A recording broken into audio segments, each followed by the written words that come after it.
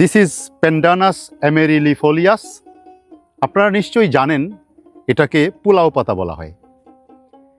কি কারণে এটাকে পোলাও পাতা বলা হয়? এই উদ্ভিদের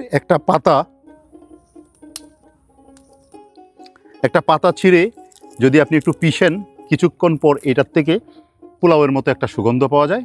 বিশেষ করে বাংলাদেশের বিভিন্ন মানুষ যারা রসনা বিলাস করতে পছন্দ করেন, তাদের বাসায় ভাত রান্না করার সময় অথবা পায়েস বা অন্য মিষ্টি জাতীয় দ্রব্য রান্না করার সময় এর পাতা দিয়ে রান্না করা হয় এবং ভাতের সুগন্ধটা পোলাওয়ের মতো হয়।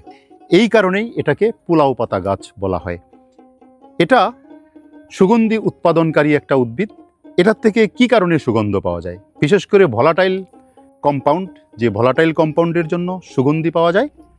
প্রধানত এতে 2-অ্যাসিটাইল-1-পেরোলাইন থাকে, যার জন্যই এই পাতায় পোলাওয়ের মতো সুগন্ধ পাওয়া যায়। 2-অ্যাসিটাইল-1-পেরোলাইন নামক যৌগটি বাসমতি চাল এবং থাই জুই চালের বিশেষ সুগন্ধের জন্যও দায়ী।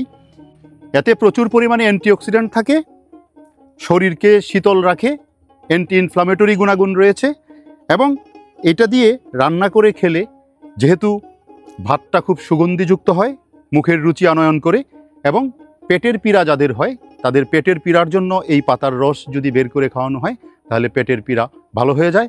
সুতরাং এই উদ্ভিদটি উঠিয়ে নিয়ে আপনার বাড়িতে ছোট্ট একটা চারা রোপণ করে দিলে দেখবেন যে এটার একটা ঝোপ হয়ে গেছে।